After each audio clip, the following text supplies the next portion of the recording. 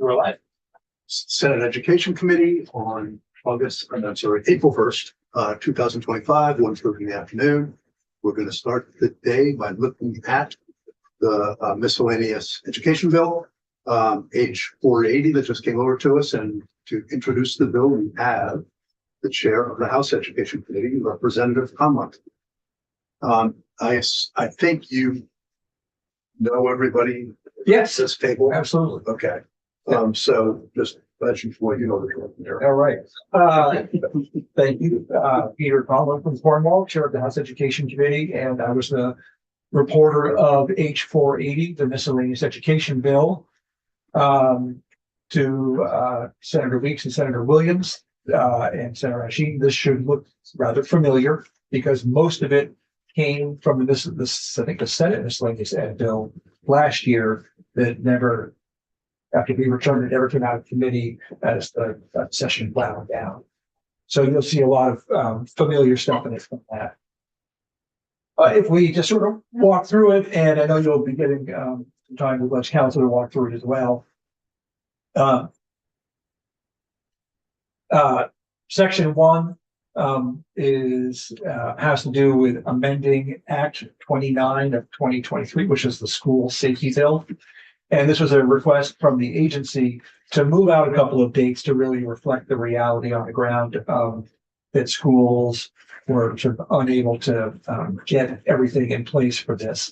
If you go down to sort of indented section 6, effective dates, so you can see those dates being pushed out. So on line 18, that refers to schools, and this is schools both. This refers to all schools in Vermont. So before you get there, to make sure we understand what's going on with the crossed out language above. Oh, yeah, I think that is because it has already taken place. I'm not quite sure. Okay. You can ask the Ledge Council about that. Let's walk in, sit behind you, so you know. So these just pushing out dates here. Yeah, and so line 18 refers to schools adopting an all hazards emergency response team plan. And letter B is all schools having in place their behavior threat assessment system. If we go on to page 2, it's a very simple one. This is just to get off the books the names of colleges that have closed. And the reason here is, this basically says that these colleges are chartered in Vermont. So an unscrupulous person could create a diploma mill and say, hey, our school is chartered in Vermont. Just look at the statutes. Section 3, the public bids part. I would probably say when you get to Ledge Council, she can probably explain it better than I can, but as well as having somebody here from the agency. But this was a request from the agency, and it was to do essentially two things. One, to sort of reaffirm the food purchase system as it exists today, which not only falls under state statute, but some pretty strict federal rules as well. And sort of get out from under that system. And this was just sort of an inadvertent consequence of things. Essentially is to make it so like if you're buying a new refrigerator, it's like buying textbooks rather than, so it sort of fall under normal school purchase rules versus falling under food purchase rules, which are more complicated and have different limits. So hang on a second, just get that down. How am I doing, Lindsay? Doing great. All right. Thank you. But in that regard, though, are we dodging anything? The fuel, the food safety rules. So when it comes to buying food, there are lots of rules in place, both at the state level and at the federal level, that the state has to comply with. And I think that's what so this doesn't usurp that by saying, no, it's just the same as buying pencils. No. What this says is it, rather than a refrigerator falling under those strict food rules, it would fall under the buying all accessories. Yeah. Okay. Section 4 talks about virtual learning. If you go to the flexible pathways part of statute, it talks about different flexible pathways like early college and dual enrollment. And then a little bit later on, it goes into detail of what those are. There really is no explainer as to what virtual learning is. And so this sort of builds out language. Again, this was from the Agency of Education, but it sort of builds out language as to what virtual learning is, assures that it's under the supervision of a licensed teacher, and also that a student, that it is a legitimate flexible pathway, and that any student who is sort of doing full-time virtual learning is still counted as part of the average daily membership of the school where that student is located. Section 6. Oh yeah, Peter, before you move on, just regarding virtual learning, I'm remembering this from last year, and I had some concerns. I can't remember precisely what they were, but the expectations and standards for what a student will go through in virtual learning, is that already established or yet to be established? I think it's established, but I would probably defer to legislative council as to sort of where all of that oversight lands. And just generally, is it more geared towards just sort of special cases or situations, or, you know, like if there's a CTE course that can't be offered in person, or is it just any student can enroll in virtual learning full time? I would say that this falls under the flexible pathways umbrella. And so if a student's flexible pathway as designed sort of by in cooperation with their school, you know, has a situation like that, then it's probably approved. But if the student says, I just want to be at home and do it on the computer, that might be a different matter. Sorry, I called you Peter instead of representative. Right, all right. Still pretty informal, perhaps. Section 6, this is the Board of Cooperative Educational Services grant program that we created last year. And this really, what it changes is it allows, if there's a group of school districts that want to get together to form what's called a BOCES, which is, this enables that already, but they can apply for a $10,000 grant. We probably erred in putting that grant, a condition of that grant, that they need to have their articles of agreement in place, because what they really need is the grant in order to create the articles of agreement. So this essentially puts the grant application or grant ability to get the grant sort of ahead of the creation of the articles of agreement, because really it's all about hiring assistants in creating those articles of agreement where the major cost is. And kind of came up, there is in fact one coalition of school districts down in eastern Vermont that is trying to create a BOCES, and they pointed out it would have been a lot easier for them if the 10,000 could have been at the hiring the lawyer stage as opposed to the after having paid for the lawyer stage. Military related post-secondary opportunities. This was in the same miscellaneous bill last year. Again, it's under the flexible pathways umbrella. And it really just says when working with a student in grades 7 through 12 on organizing their personal learning plan, that identifies career and post-secondary planning options, including the military. Resources provided pursuant to the subdivision shall include information regarding the admissions process and requirements necessary to proceed with any and all military related opportunities, which sort of codifies that in statute. Section 8, I think it's the final section, essentially says that should there be a vacancy in the Secretary of Education position, that the State Board of Education will begin their search, because they're in charge of that, within 60 days of notification of the vacancy. And this is really to address the period that we had before Secretary Saunders was brought on board, where Secretary French left.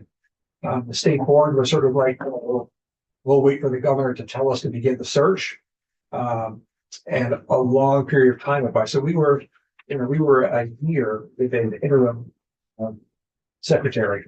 And it seems that the State Board of Education could have begun their search much sooner. And that process could have happened much sooner.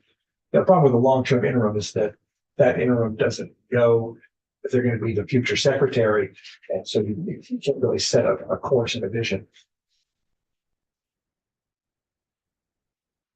Again, Mr. Chair. Yes. So there are no stipulations currently, direction, guidance.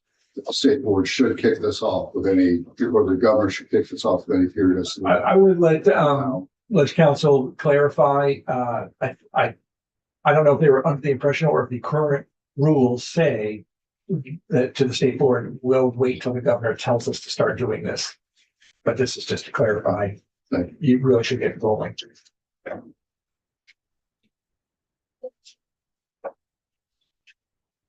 So, yes. One small thing, and I'm not trying to argue semantics or anything. The word robust. The state board shall begin a robust national search process. I would hope it's robust, but is it? I know I get hesitant about adding. I think you guys should set aside at least 2 hours to discuss the word. Yeah, was it a big? It was not a discussion. This is No, a house. no, I was just wondering if there was something around that word. no, I'm sure there's no legal definition for it either. Yeah. Thanks. Any other questions? No, thank you. Oh, so I would just say that this is an opportunity, should other issues, small issues emerge to bring them on. And as you send it back, there's some concern within the adult education world. There's this sort of group of students who, because we switched from a high school completion program to an adult diploma program, were sort of in this limbo and not getting their actual diplomas, that perhaps this might be an opportunity to find a solution for that. Who would we want to have in, just to make sure we have that? I know about the issue. I would coordinate with Meg, and she can probably get the right people to check. I have somebody welcome. Okay, yeah, okay. And so, not that I'm encouraging necessarily loading things up and passing it back and forth, but there's an opportunity here to correct some small issues. Well, the point is, well, to take it perhaps to at least not like move this like immediately, let it be here a little while. If you want to have- Well, the students in the case that we just talked about may be looking for faster action. I'm not sure. Okay. Yeah. Thank you. Great. Very welcome. Thank you all very much. Look forward to returning with the big one. Thank you. Take care. Thanks.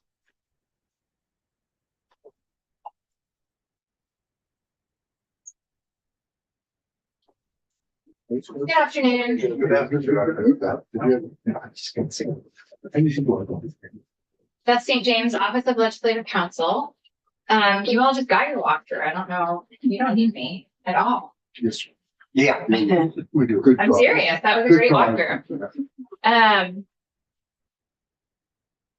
So we're gonna walk through H480 as passed by the House. Do you want me to share my screen, or are you all? So you all have. The only reason to do it would be for people who are audience. So would you like me to? I guess that's, yeah.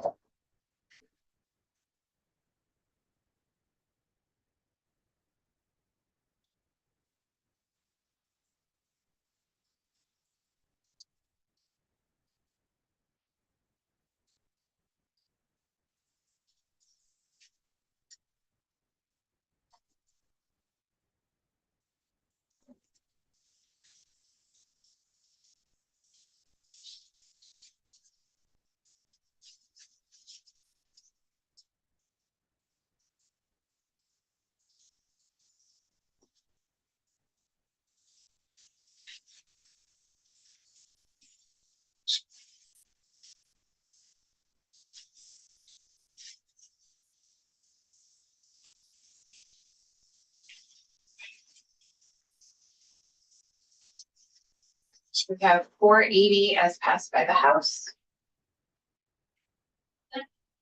Turning on all of my Zoom notifications. Okay.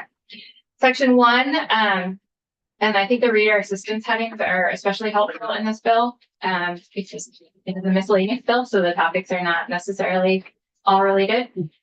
So this first school, the reader assistance heading is school safety, and section 1 is making amendments to Act 29 from 2023, sections 5 and 6. This is the school safety bill.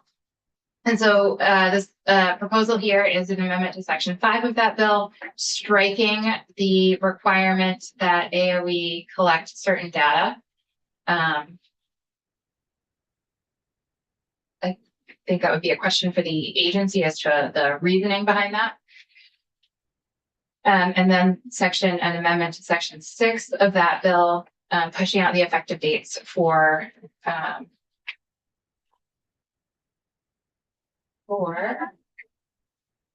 section 1480 is the emergency operations plan section, and 1485 is the behavioral threat assessment teams section. So I'm sorry, what was the first one? Emergency operations Okay. plans. Okay.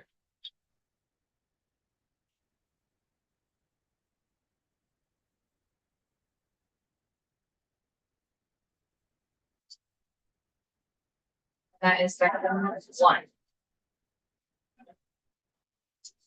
Section 2 is an amendment to section 176 subsection D in Title 16, which is the statute that is entitled Post-Secondary Schools Chartered in Vermont. I believe.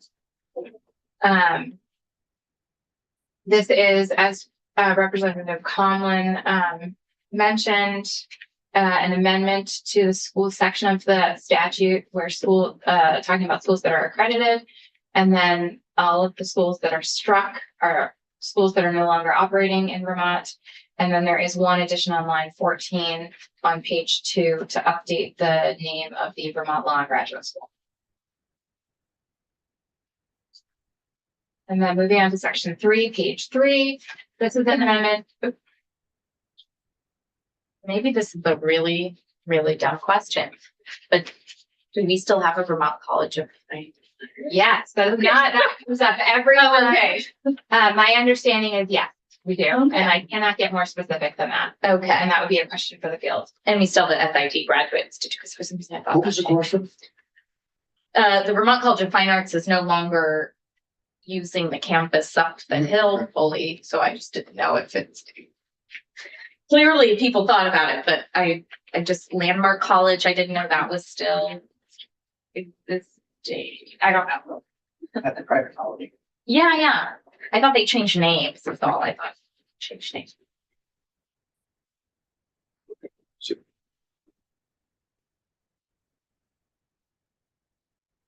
I am sure you will get an email. Okay. Response to that question. Really? Yes. Sorry, or. No, I think there are folks who care very much about that, getting that right. Okay. Section 3, page 3, nutrition contracts and public bids. This is the section 559 in Title 16 in relation to public bids for school districts. And you have what the asterisks represent are the thresholds at which over or under a school district has to go out to bid for a contract, depending on how much that contract is. And so this is an amendment to subsection E of this section, striking out all of the language in subdivision 4 and replacing that with this language that says the provisions of this section shall not apply, I'm on page 4 now, to contracts for the purchase of food made from a nonprofit school food services account. So those thresholds for bidding, whether it needs to go out to bid or could not go out to bid, would not apply to contracts for the purchase of food made from nonprofit school food services accounts. Just curious if there's the distinction between a nonprofit school, a school food services account, and a profit school food service account. Is that profit, nonprofit thing used intentionally for a purpose, or I'm always looking for kind of like hidden nuances. I believe all school food service accounts are nonprofit accounts. This was language provided by the agency, and so I would suggest checking in with their director of child nutrition or Lindsay if she could answer that question. For the record, Lindsay Hedges, Agency of Education. That's correct. All school food service authorities are considered nonprofits. So what does this what does this actually mean? What does this section do? Crossing out and then what? Yep, I'm gonna pull it up for you. Leadership. I mean, I can read it just one, what real world effect it has. We are in 559. So just pulling this up so you can see the thresholds. So these are the cost thresholds for going out to bid. There's low cost and high cost, which we just changed last year. And so the change made here in H480 would exempt the purchase of food from nonprofit food services account from every requirement in the statute above that language. It's the whole section. The provisions of this section, which is section 559, public bids. So this is the practical effect to exempt from bidding requirements.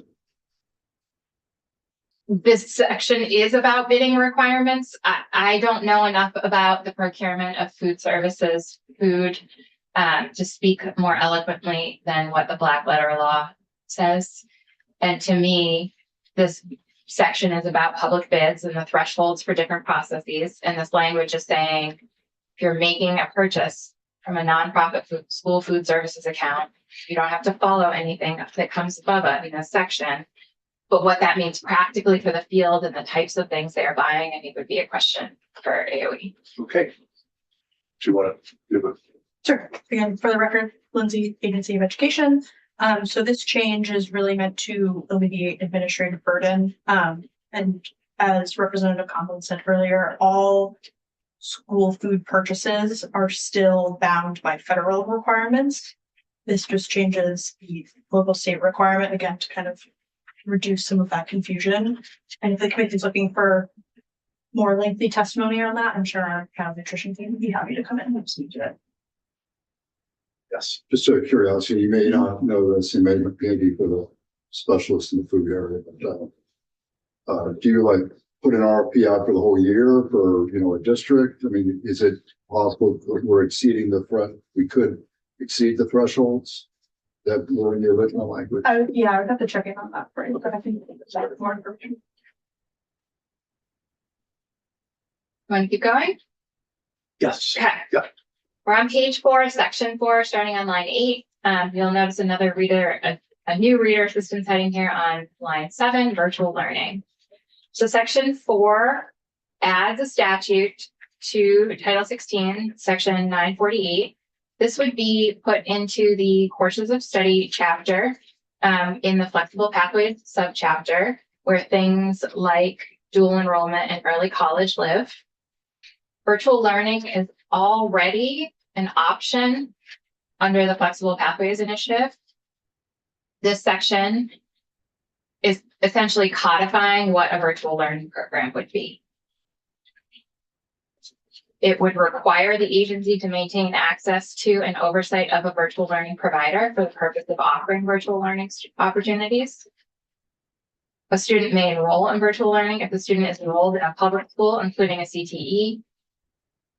Virtual learning is determined to be an appropriate learning pathway outlined in the student's personalized learning plan, and the student's learning experience occurs under the supervision of an appropriately licensed educator and aligns with state expectations and standards as adopted by the agency and the State Board of Education as applicable. And then on page 5, language here to clarify that a school district shall count the student enrolled in virtual learning in the school district's average daily membership. And then section 5 on page 5 Again, this is the definition section. Section 942 is the definition section for the flexible pathways subchapter. And this is updating the definition of virtual learning to read, starting on line 9, an intentionally designed learning environment for online teaching and learning using online design principles and teachers trained in the delivery of online instruction. This instruction may take place either in a self-paced environment or in real-time environment. Moving on to, we're still on page 5, moving to section 6 again. New reader assistance heading here, BOCES Startup Grant Program, and the BOCES bill from last year, which is Act 168. You all created a grant program, essentially a startup program. And current law requires BOCES to actually be formed. And then the BOCES would go to AOE and seek money, seek their grant, and then they would essentially pay themselves back, pay all of the member supervisory back. This change allows supervisory unions who are getting together and considering forming a BOCES to apply for a grant ahead of actually forming a BOCES, so they can use those startup funds up front rather than having to apply to eventually be reimbursed. So it changes, the section changes who's eligible to receive the grant. So you'll see on line 20 there, instead of a BOCES, it's supervisory unions who would be eligible. And then moving on to page 6. It's supervisory unions where 2 or more boards are voting to explore the advisability of forming a board of cooperative education services. So 2 SUs have got together and they've decided, you know what, we really are going to look into this. I believe there's been testimony that the bulk of the costs and work is coming in the form of creating the articles of incorporation. And in order to be a BOCES, you need articles of incorporation. And so this would allow supervisory unions who are doing that work to access the funds up front. And then it says grants shall be awarded to only 1 SU within each group. The thought being there would be 1 person holding that pot of money in that group and probably be the one who's responsible for contracts or et cetera. And then the appropriation didn't change at all. So did the AOE, does the AOE agree with this shifting of the cart and the horse, which one comes first? Or does it? Yeah, the agency doesn't have any concerns with this. Still on page 6, moving to sections. That's different from supporting it. You support it? Yeah, we support this change and we're looking into some additional parameters to make sure that whoever is applying for that sort of money is meeting certain parameters that the money is being used up. Section 7, military related post-secondary opportunities, new reader assistance heading here. This is an amendment to the Flexible Pathways Initiative. This is the Flexible Pathways statute to require. You go down to some conforming amendments here. Page 8. Actually, let's orient ourselves to where this language comes in. So subsection B on page 7, line 9, the secretary is required to develop, publish, and regularly update guidance in the form of technical assistance, sharing best practices and model documents, legal interpretations, and other support designed to assist school districts in doing the following. Number 4 in that list of the following, or I'm sorry, number 2 in that list of the following is to work with every student in grades 7 through 12 in an ongoing personalized learning planning process that does the following.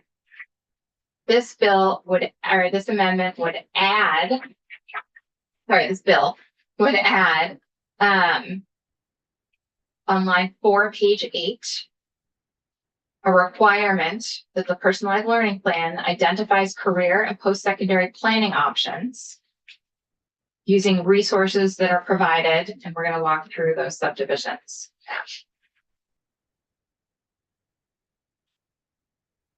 So the secretary, again, we're still in that framework of the secretary providing guidance to school districts in order to enable school districts to provide, I'm on page 9, line 4, to provide students beginning not later than grade 7 with career development and post-secondary planning resources to ensure that they're able to take full advantage of the opportunities available within the flexible pathways to graduation and to achieve their career and post-secondary education and training goals.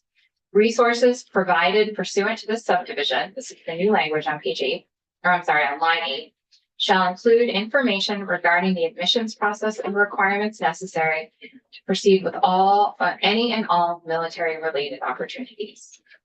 The personalized learning plans have to have information about post-secondary opportunities, and those post-secondary opportunities need to include information about military-related opportunities.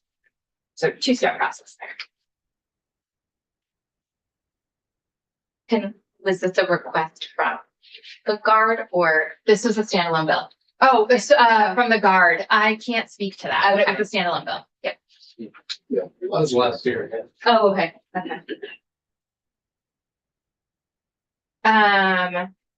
We're on page 9, line 17, Secretary of Education search. This is an amendment. We're out of Title 16 now. We're in Title 3, the executive title. An amendment to section 2702 regarding the Secretary of Education. And it requires that the state board on page 10 begin a robust national search process not later than 60 days after public notification of the resignation of the Secretary of Education. And then it allows the state board to request from AOE funds necessary to utilize outside resources for that search process. Can I ask a question? Sorry. Oh, you're about to ask about robust. No. Oh, you go.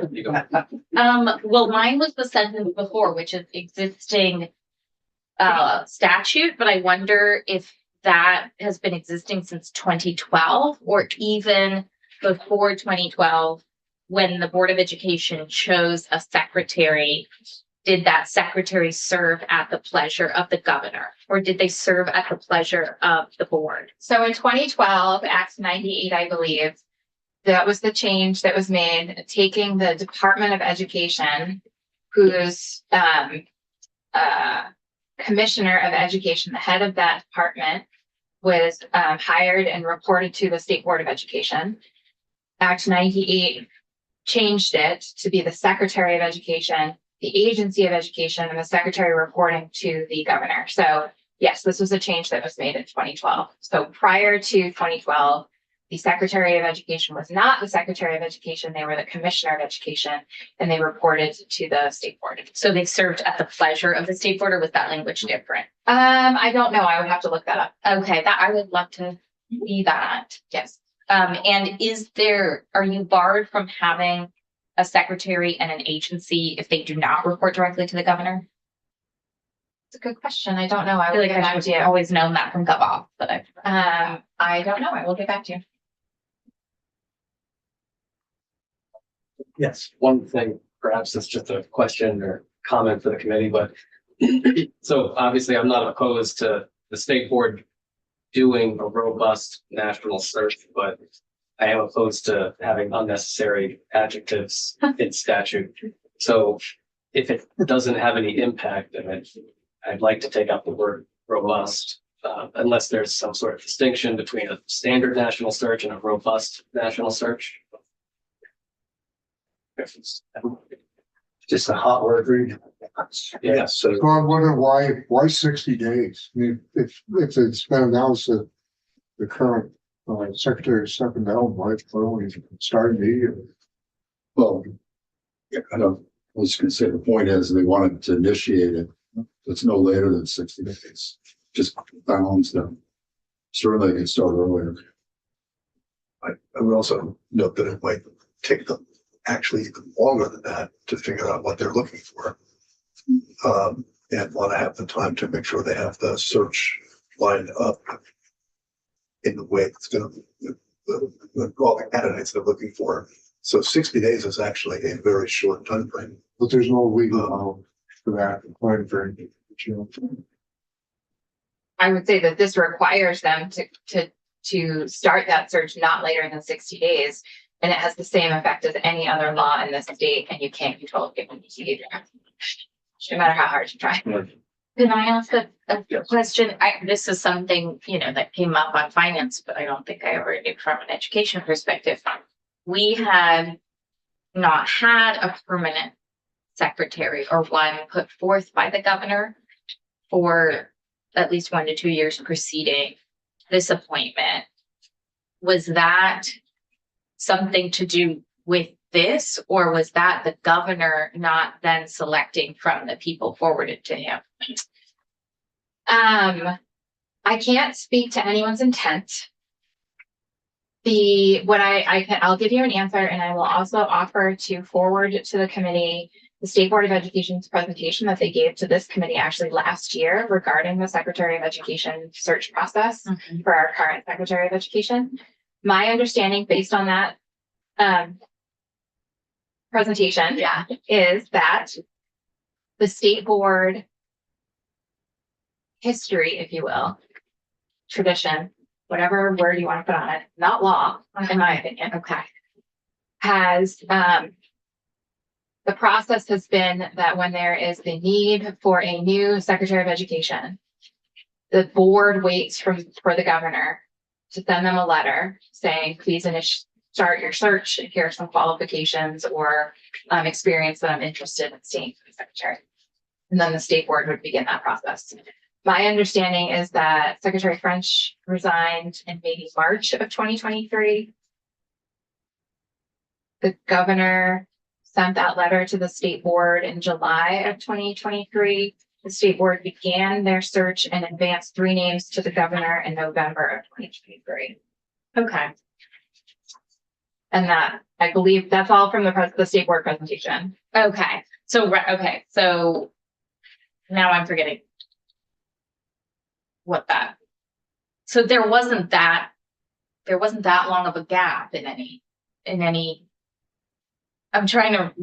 We're talking 2023. Do chronologically, but and then the appointment, I believe, for Secretary Saunders was made in March or April of 2024. Oh, so it was later in the year. Yes. So there was like a 6-month. However long. Okay. Ish. Okay. So just to clarify, it's not that the board needs to have 3 names within 60 days. They just have to begin the search within 60 days. Correct. Okay. But I would still note that given that the board meets, I don't know how often, how hard it is to get the board together. 60 days to actually start the search is arguably a very tight timeline. Yeah. So we should at least think about that, because I could see the board wanting to get together and really think about what they want, communicate with the governor. But I get what's going on here. They want to make sure it happens. We don't have it go drag on forever. I get that, but it's at least worth having us think about whether 60 days is the right time frame. And maybe we ought to, maybe it's worth getting somebody from the state board in to talk about the process a little bit, so that we're, and I do note that's noting that can't control human behavior, but we should try to have the statute reflect what is actually going to happen. Right. And even the word before robust, like beginning a search process doesn't have to mean that it's posted. I would imagine they could begin it by putting together their, RFP or whatever, for a consulting group to help them. I mean, that's where I don't know what has to begin. Well, maybe you're asking the right question as opposed to what I asked, because I was thinking about the 60 days. You were thinking about what does it mean? What does the word begin mean? It's not even Friday. Yes, that is my question. Yeah. What does that mean? Because if they have to get together once to say, okay, what do we need to do to begin this national search? That's the beginning. Process. I don't know. Yes, They should conduct the national search. Well, that would be really hard, right? And then the conducting. But not later than that. Yeah, I agree with all your comments. I would just to remind everybody, this is just a board that meets, very much part-time. Yeah, hard to force them into a time frame where they only meet maybe once every couple of weeks. I'd be happy to throw another wrench in the works, which is why do they need outside resources for the search process, why aren't they authorized to utilize the Agency of Education support? Well, that might be like, headhunters. Sure, but they probably need to be staffed and supported, that you don't need a consultant for that. I mean, Well, it all, Part of the search process, if it involved, again, hypothetically, a headhunter, which would be yeah, appropriate to use that kind of agency versus just the AOE, yeah, we need an outside. but it doesn't direct AOE to be at their support first. So I think you're raising it, you've got two things going on here. Yeah. Right? One of them is the resources for headhunter or whatever, and the other is whether they're going to be supported by the agency for the process. Right, usually for anyone who isn't used to seeing this language, when you're gonna spell things out this much, you also tend to say the board will be supported by the agency, to the extent necessary, blah, blah, blah, and they may request funds necessary. This looks like every support they get has to be an outside resource, which seems maybe wasteful. Yeah. Is that how So- you read it? I would encourage you to take testimony from the State Board of Education. Okay. Yeah. Sure, everything's so political.